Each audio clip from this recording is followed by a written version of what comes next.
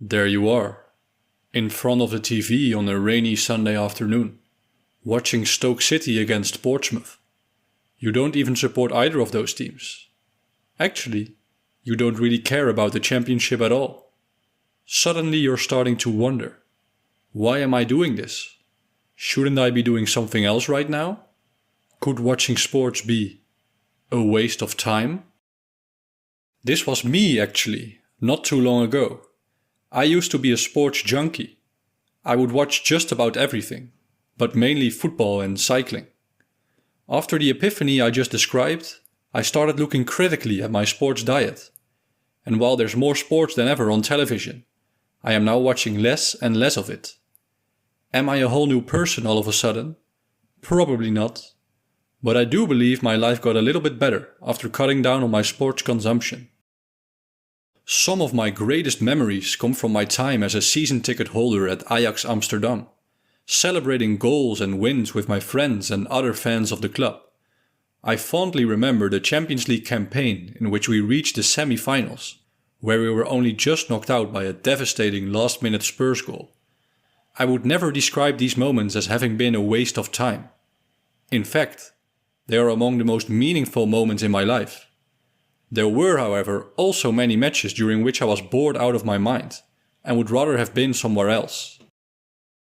Lately, I've become a lot more diligent about how I spend my precious leisure hours. This has been both a blessing and a curse. I am now able to get way more done, but I also find myself constantly questioning whether something is worth my time. This mindset makes watching sports a hard sell, because watching sports takes time. A lot of time. Of course, there's the traveling to and from the stadium, but even watching a football match at home easily cuts 2 hours out of your day.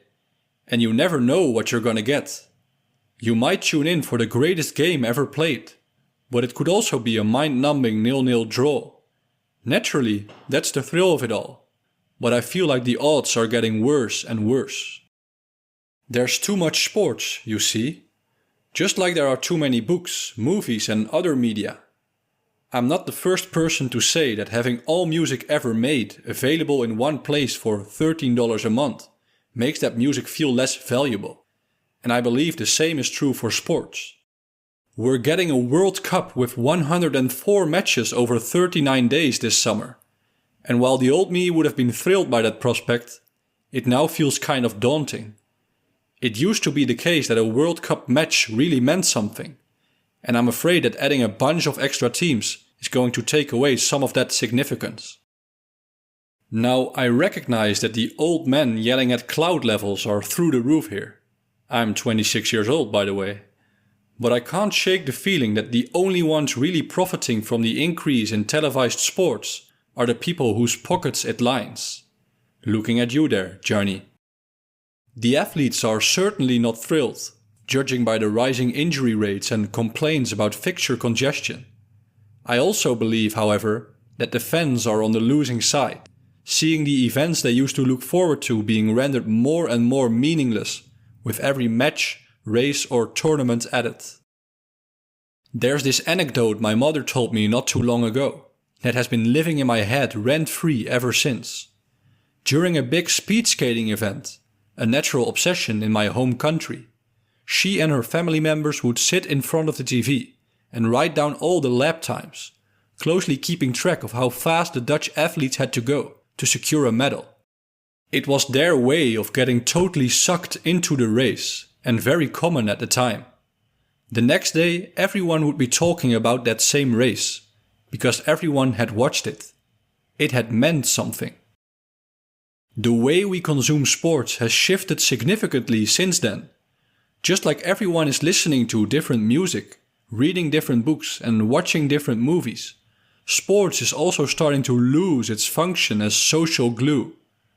Gone are the days of channel 1, 2 and 3, making place for an ever-growing amount of sports streaming services. Some might argue that the increase in media availability is a good thing, because there's something out there for everyone now. But isn't a big part of what makes media so impactful the shared conversation? The knowledge that others are going through the same experience and the possibility of discussing that. Recently, I overheard two people talking about the prospect of AI being able to generate a video game that's fully catered to one's wishes. A tactical role-playing game set in Middle-earth with a chibi art style, for example. This might sound fun at first, but is it really? If everyone is living in their own little experience bubble, on a fully personalized and easily digestible media diet, are we really even living anymore? Algorithms are already pushing us towards this dystopian reality, and the further development of generative AI might just be the ultimate catalyst that propels us into our Wall-E hoverchair-filled future.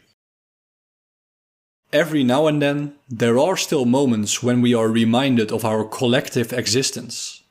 I fondly remember the first few months after the release of the video game Elden Ring. It was all my gamer friends and I could talk about.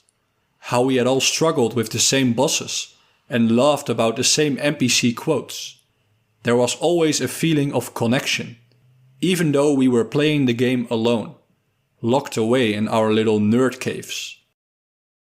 Sports has always been a bastion of such connection and shared experience, but corporate greed, consumer apathy and hyper-individualism are slowly chipping away at it. Rising ticket prices are making it harder for regular people to attend, while the proliferation of streaming services divides the television crowd into smaller and smaller groups.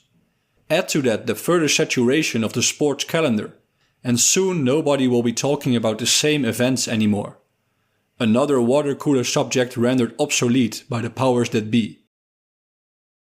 Being a sports fan has given me some fantastic memories, and I'll never completely stop watching. I will not, however, be tuning in for Leicester vs Swansea this weekend.